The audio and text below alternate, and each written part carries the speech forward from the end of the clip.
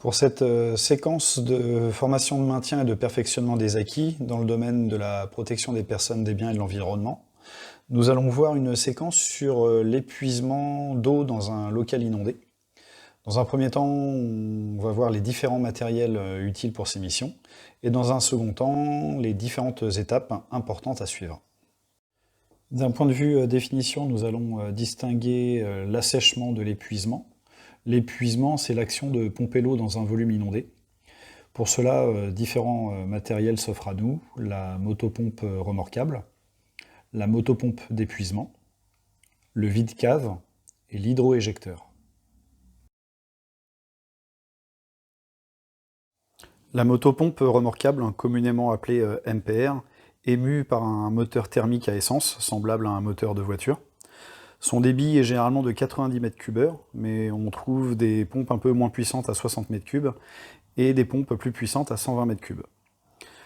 La hauteur d'aspiration est de 6 à 8 mètres. Les avantages de la MPR, c'est un important débit.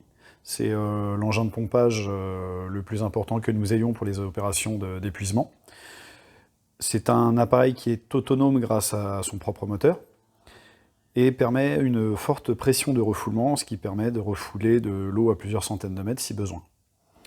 Ses inconvénients, comme tout moteur thermique, il va produire des gaz d'échappement, ce qui interdit son utilisation en volume clos. Autre inconvénient, c'est un engin qui nécessite d'être stationné assez proche du point d'aspiration, limité par la longueur des aspiros, entre 8 et 10 mètres. Enfin, c'est un engin qui est lourd et encombrant, difficile à manipuler. C'est un engin qui va être idéal pour les épuisements de gros volumes accessibles depuis l'extérieur. La motopompe d'épuisement, ou MPE, est également animée par un moteur thermique à essence qui peut être 2 temps avec un mélange d'huile ou 4 temps. Son débit est généralement de 30 m3, une hauteur d'aspiration de 6 à 8 mètres. Les avantages de cet engin, c'est qu'il est portable et compact, autonome en énergie grâce à son propre moteur. Inconvénient, émission de gaz d'échappement, ce qui interdit son utilisation en volume clos, nécessite une bonne ventilation. Le stationnement de la pompe doit être à proximité du point d'aspiration, limité également par les longueurs d'aspiro, qui peuvent varier de 6 à 8 mètres. C'est un appareil qui va être idéal pour des volumes d'eau moyens et bien ventilés. Le vide-cave, c'est une pompe électrique alimentée sur le secteur 230 volts, avec un débit qui peut aller de 15 à 30 m3 selon les modèles, une hauteur d'aspiration ou plutôt de refoulement d'une dizaine de mètres. Les avantages, c'est que c'est un engin qui est portable et compact, immergeable, on peut donc le placer où on veut dans le volume à épuiser, utilisable en volume clos, pas de gaz d'échappement, permet une bonne hauteur de refoulement.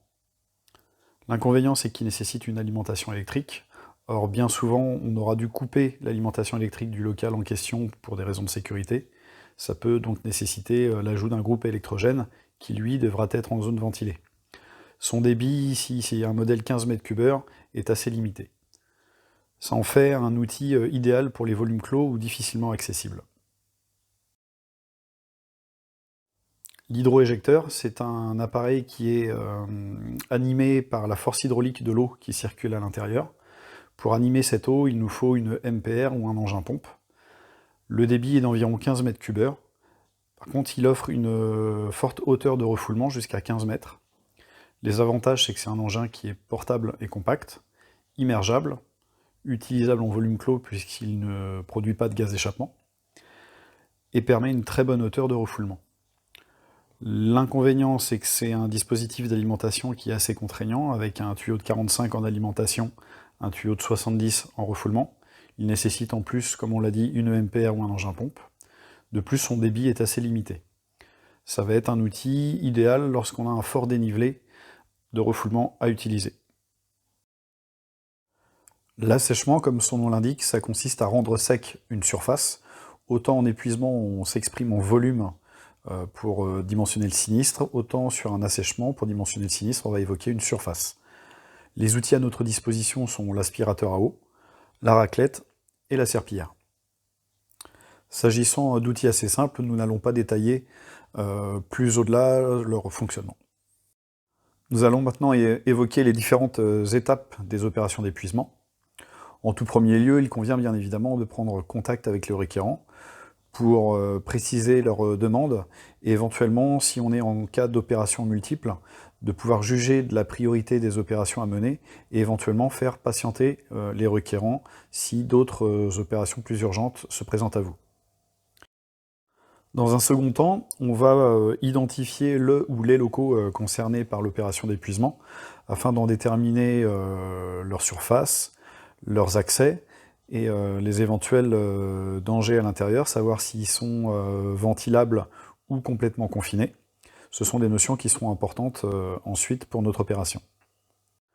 Avant de tenter de pomper quoi que ce soit, il est important de comprendre l'origine de l'inondation et de la supprimer. Il peut s'agir d'une inondation à cause d'un robinet ou d'un tuyau d'alimentation d'eau qui a coupé.